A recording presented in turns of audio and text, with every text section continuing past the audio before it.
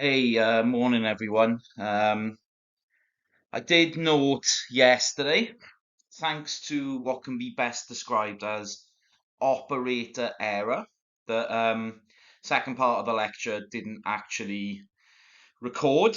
Sorry about that. So I am going old school with this and just recording over the slides now. Let me just adjust here. Sorry, I haven't even been in the shower this morning because I work from home on a Tuesday and it's basically well, it's a bit of a shit show to be fair.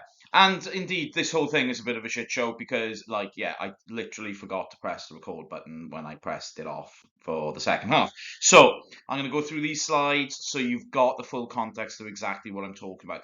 To set the scene, I had just been discussing the media effects model with regard to aggression in video games. On this slide here, I'm actually moving to a slightly different formulation. If we look at theories of violence in video games and what the effects of violence are, the catharsis theory argues that actually game violence is a good thing. And Kuttner and Olson, who were one of the most prominent, were two of the most prominent critiques of Anderson's theories on video game aggression and video game violence. They argue that game violence is actually a good thing because it allows us to vent frustrations. Anything which has a cathartic response is when we displace unhealthy emotions and feelings onto a safe object. So in the context of video games, we play violent video games in order to displace violent and aggressive feelings onto a safe object. So me, for example, I charge about in GTA 5 because I really want to do that. There were so many occasions in life where I do just want to whip out an AK-47, mow down the entire room because everyone is getting on my nerves, but I can't do that. And it's probably right that I don't do that as well because people have, intentions and emotions and things, and it's just going to get messy. So instead, I go on GTA 5 and I mow down pixelated individuals instead. I don't want you all to think that, I'm a complete psycho, but you already know that after 3 years anyway. So their research indicates that 62% of players report that playing violent games help them to relax. According to their respondents, 45% stated it helped them get their anger out. This isn't really compelling evidence at the end of the day, though. We're talking about, 62% sounds a lot, but that also means like 38% of people it doesn't do that function. 45% is a minority view.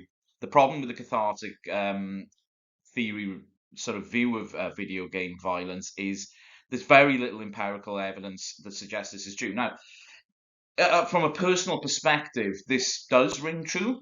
I think this is the function of why I play games of a certain type at a certain time. However, um, without an empirical basis for this, we are simply engaging in conjecture here and very often in personal response. And indeed, what we have here is an operation of a kind of halo effect when, somebody might ask me, why do you, a 43-year-old man, play games where you basically charge around killing people, and it's like, well, it helps me get my anger out. This is a better view that I present to people than, because I'm a stone cold psycho. So there is perhaps an indication from participants here that actually we are not really doing this at all. We are giving an answer which portrays us in a very good light. So moving on, cultivation theory is an approach that looks to contextualize video game violence in terms of the violence that we experience in everyday life. It's not too dissimilar to the media effects way of looking at things, but it does give some context to the idea that we are socialized to act in particular ways, and we see violence in games, we become violent in life. Unfortunately, cultivation theory is largely, psychological and therefore ignores factors like biology and the environment in which we exist in as well. And it takes a rather reductive view of how we are cultivated as people. It is a theory that has some support, but very little support, basically.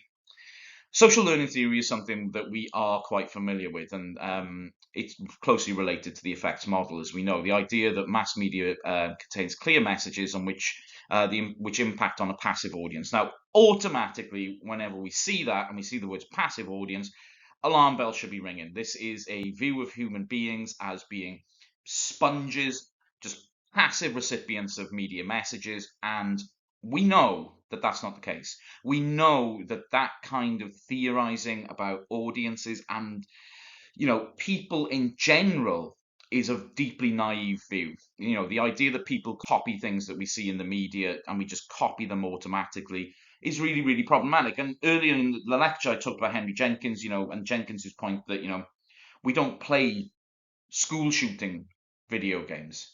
So we're not directly copying at all. Even those who might be influenced by things, and I'm deeply suspicious that there's anyone that falls into that category, is adapting what they play and what they see to other scenarios. There's no such thing as just blatant copying. Now, we know it derives from Bandura's Bobo doll experiment, and we did cover this in year one with you guys about how deeply flawed Albert Bandura's Bobo doll experiment is.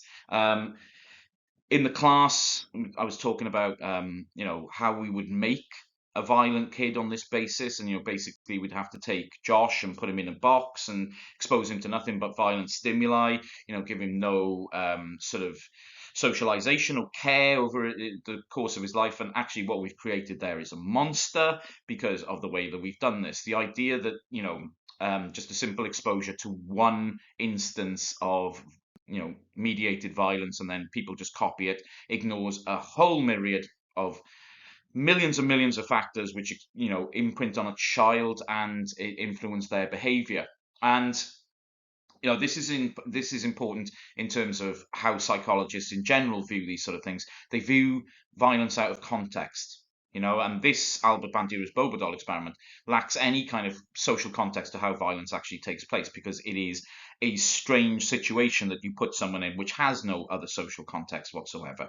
So it's deeply ecologically invalid. And what that means, I think I've explained in the previous video. Ecological validity refers to the amount to which we can look at a psychology experiment and generalize it to everyday situations. And you can't do this in social learning theory because the experimental basis for it is so ecologically invalid. This is a situation that no one would ever actually experience. If you want to sort of riff off on the consequences of how you would create a child purely raised by sort of mediated influence, the TV series The Boys has a really interesting discussion of this with the character Homelander and how he's raised in isolation and becomes this egotistical monster, which is probably what would happen. Cut a long story short, any social learning theory view is we should be deeply suspicious of. And I know in year one I got you to read David Gauntless. Well, whether you read it or not is a different story. But I asked you to read David Gauntlet's 10 Problems with the Media Effects debate. And Gauntlet's point here is really, really important, I think. To say that media violence will bring negative consequences assumes that the medium holds a singular message which will be carried unproblematically. And what I want to pick up there is the idea of the singular message. In this debate overall, the assumption is made that kids only play violent video games. Video games are only violent, and we know that's not true. The games that we play may have varying degrees of violence. They have no violence whatsoever. I wonder how they would look at kids who play Animal Crossing or something like Tetris, which is a non-violent pursuit. And you say video games make people violent. Well, what about all the games that don't have any violence in them? What about the games that have varying degrees of violence in them? What about all the other stuff that we do in games? None of this is contextualized at all in this kind of debate. So it's easy to criticize and really fundamentally flawed. Arousal theory is, and as you can see, I'm not giving it a huge amount of context here. By the way, all of this information can be expanded on in the textbook Understanding Video Games, which you have a copy of in your reading folder. There's a big section on violence and video games at the end, which is really comprehensive and really good. Arousal theory is very straightforward. The argument here is that certain people are genetically, biologically predisposed to having too much arousal, so they get overstimulated. If this is allied to exposure in games, therefore we see violence coming from it. There's something fundamentally flawed here in terms of, it is just arousal that does this. Yeah, video games can be arousing to us, but why then would somebody, I find video games arousing at particular times. I'm sure we all do. That's why we play them. So why is my arousal not contextualized in violence? What is it? There's something missing here. There's an explanatory form that is missing here that says, okay, so that is this person. Now, we could argue that, given that violent behavior itself is predominantly a male pursuit, that this might be, gender specific as well. That overstimulation is actually linked to testosterone and so on, and therefore that encapsulates in violence. But there's very little evidence to suggest that. So arousal theory is very, very basic. What I would say is that idea of being overstimulated and over aroused is probably not a bad contributory idea to an overall understanding of aggressive behavior, but we need more explanation of why it's concretized in violence after supposedly people play video games, which in itself is an idea which isn't really something which holds together. The cognitive neo-association model is a model which tries to at least build some cultural context into the psychological approach. So basically, a neo-associative theory argues that if we have repetitive instances of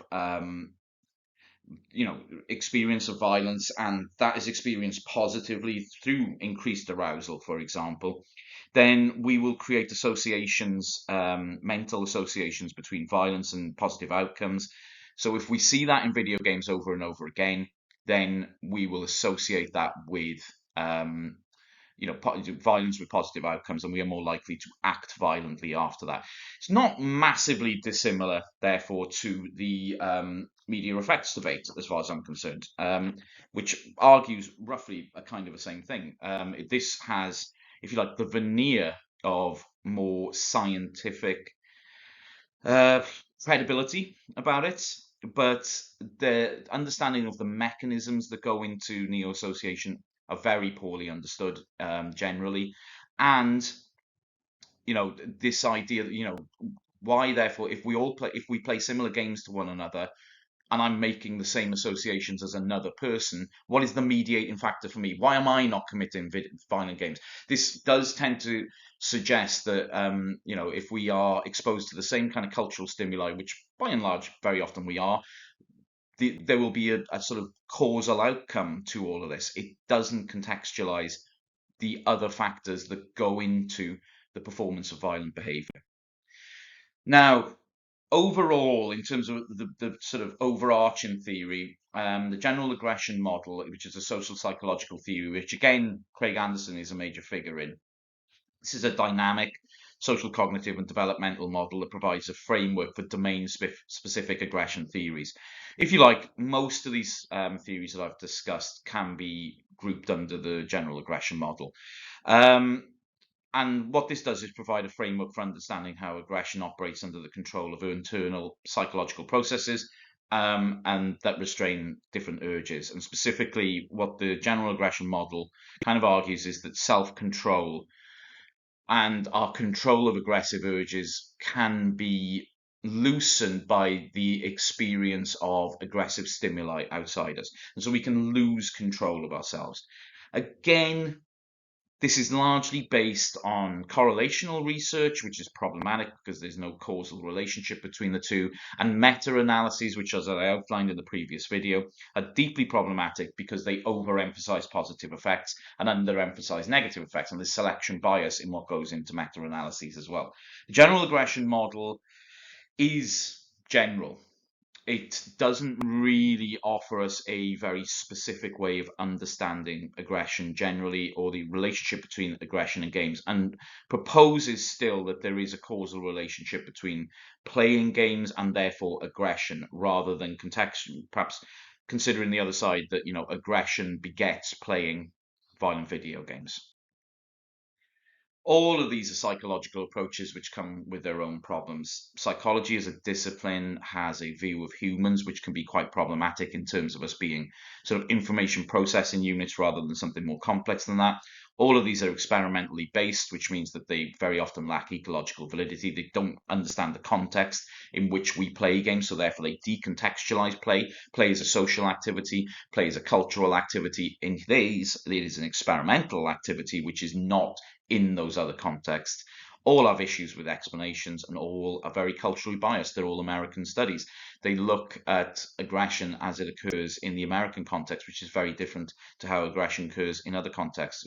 Cursory look at school shooting figures would tell you that. I would also say they're all useful. While I don't agree with any of these theories as a universal explanation of the relationship between violent video games and violence, I do appreciate that there is the possibility that, playing violent video games can be associated with certain instances of violence too. That there is the possibility that that could happen. And these approaches perhaps help us to further understand this relationship, but we have to be deeply skeptical about them. What I prefer is a more nuanced approach, I guess, and using sort of Ian Bogost's procedural rhetoric view, an idea that we could develop in terms of aggression and the relationship with violent video games is to take Bogost's view that arguments are modeled in the processes of the games themselves. So game designers model particular arguments in games. Therefore, a game characterizes an idea, and if we reflect that on violence, we can ask ourselves, what is the game designer trying to get us to think about here with the violent context of a game, or how violence occurs in a game? For example, the procedural rhetoric of war games often decontextualizes the soldier from geopolitics. What is the purpose of doing that? Why is the soldier therefore not connected to the political ideas that surround violence and war? This is interesting. It tells us that, when we play war games, for example, that we shouldn't consider why wars happen, just instead focus on the activity of war rather than the deep underlying, wars don't start for no reason. So through this decontextualization, we're being presented with a particular argument about how we should see the world. By looking at this kind of approach, we have a far more nuanced understanding of the purpose of violence in video games. Then we can start to look at different games and what that purpose is and what arguments are embedded in those games to try and understand perhaps, okay, this is a game which has violence in it, but the violence serves this purpose. Would that therefore be more likely in influencing people to have violent responses in other situations? Because we've developed a far more acute and analytically appropriate understanding of the game itself at that point. This melding of cultural studies and psychology studies is not an easy thing to do, and psychologists would rail back at this, saying you're asking the wrong questions. And well, my response to that would be, so are you, and you've not been asking the right questions for a very long time. However, what I'm trying to argue here is that perhaps the psychological view is too limited and needs to be further augmented with some of the approaches that we've seen throughout this module. Okay, so in conclusion then, there's no evidence on causation here. There is no evidence that violent video games cause aggression. However, there are some sensible reasons for game classifications and restrictions on children. I don't have any problem with that, just as there are for films, etc. Associations can exist, and there's plentiful evidence to suggest that associations between violent games and violent behavior do exist, or violent games and aggression do exist, but they are associations only. Cause-effect relationships don't. The media and conservative commentators use games as a way to attribute blame for societal issues and deflect blame from other issues. So basically, violent video games are a classic moral panic where we can suggest there is a singular cause for antisocial behavior in society without looking at the deeper causes in society of why, aggressive behavior might occur through deprivation, through lack of education, through lack of youth services, through lack of counselling, through lack of mental health services. You know where I'm going. That shouldn't excuse the fact that there are some very, very questionable games out there, and we should still maintain a critique of violent video games. This screenshot here, which I'm obscuring slightly with my bedraggled face, is from the 1986 Nintendo game Chiller. There's no purpose to Chiller. Chiller is absolutely awful. This was a light gun game in which basically prisoners, as you can see by the setup here, are bolted to walls, and you had to use the NES light gun to torture and kill them in really gory ways, and you scored more points for the more violent and awful ways that you killed these prisoners which are chained up. Um, things like the Saw franchise have been classified as like torture porn. Well, this for me is torture porn in video game style. I don't see any artistic merit in Chiller. I don't see any merit in it, full stop. It is one of the worst things that has ever been put together as a video game. As video game scholars, we should be critical of the messages embedded in this. We should really take, a procedural rhetoric approach here and ask, what kind of argument is being given in this, Are we saying that sadistic torture is a good thing? Because you're rewarded for it in this game. Maybe there are texts and games out there that we should still critique in terms of the messages that the violence in them actually provides. However, to argue that there's a causal relationship between those games and violent behavior afterwards, there is no evidence for that. Okay, that's wrapped it up, I think. I shall get this uploaded and then we will be up to date.